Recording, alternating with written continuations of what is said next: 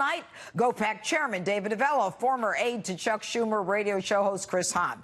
All right, guys, you know, we were just talking about ICE and the abolition of ICE and how at first it was a joke with Michelle Wolf, and then now there's people actually offering money for to have ICE agents killed. During the break, I just did a quick count. There are about 35 Democrats in Congress who support the abolition of ICE. 133 Democrats wouldn't take a position on a resolution. So, Chris Hahn, do you think that's a winning position for the Democrats in the midterms? The Democrats don't want to eliminate border security. They might want to change ICE. They might want to redo the priorities of ICE from separating. No. They might want to change ICE, and they might want to change the way we work at our borders so that we're not separating children from their mothers as they cry when they're seeking asylum here. ICE is not border patrol. ICE doesn't do that. They don't want to, but they don't want to eliminate, they don't want to get rid of border security in this country. Obviously, immigration laws need to be forced. Democrats believe in that. But they have a different way, they have different ideas of how it should be done. And I think that that's what, you know, sometimes it's easier to say eliminate ICE, but I think that's not a winning strategy. And wow. I don't think that that's what the Democratic Party's eliminate the federal law enforcement is easier to say than, you know, give me an idea of what they want. David, hit it.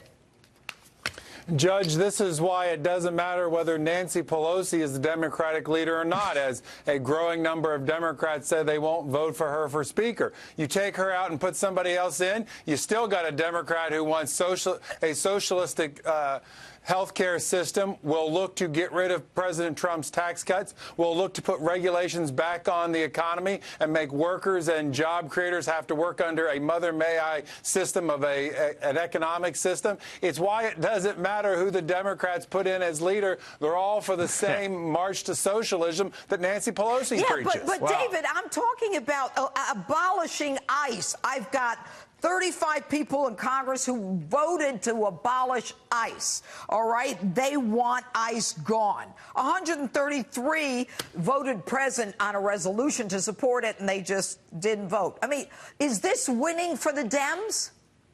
No, it's not winning for the Democrats. You know that, Judge. I do, but I'm asking your opinion. That's why he gave his opinion. Now you have to give yours. Well, you know, Judge, if David thinks that he could win on the issues, maybe he should abandon the lazy strategy that they've used for 15 years. He's already got the ads in the can about Nancy Pelosi. Maybe abandon that lazy strategy that you've always used to talk about the issues, David. The president came out and said... But here's the deal. It's worked. It's worked.